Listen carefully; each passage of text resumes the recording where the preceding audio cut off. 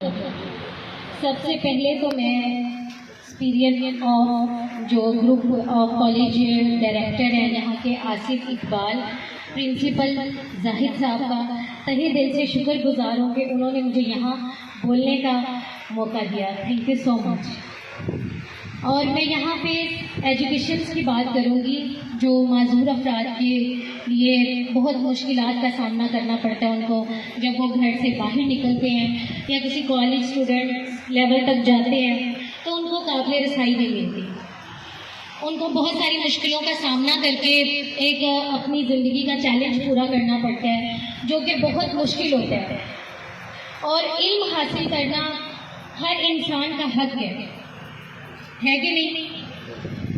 تو اسی طرح معذور افراد کا بھی علم حاصل کرنا ان کا بنیادی حق ہے کہ وہ بھی علم حاصل کریں اور اس پاکستان میں اپنا اہم کردار ادا کر سکیں.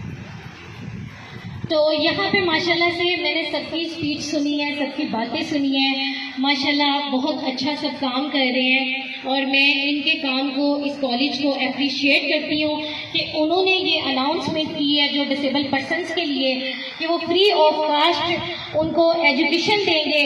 تو میرے لیے یہ بہت آنر کی بات ہے اور انہوں نے یہ کہا اور یہ میرے لیے بہت خوشی کی بات ہے. تو میں بہت تھینکس فل ہوں تہہ دل سے ان کی. تھینک یو سو مچ.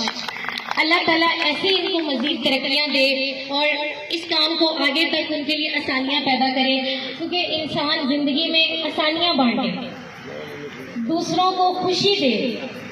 بنا مقصد کے زندگی بیکار ہے. ہر انسان کی زندگی میں کوئی نہ کوئی مقصد لازمی ہونا چاہیے. تو معذوری کوئی بیماری نہیں ہے. یہ معذوری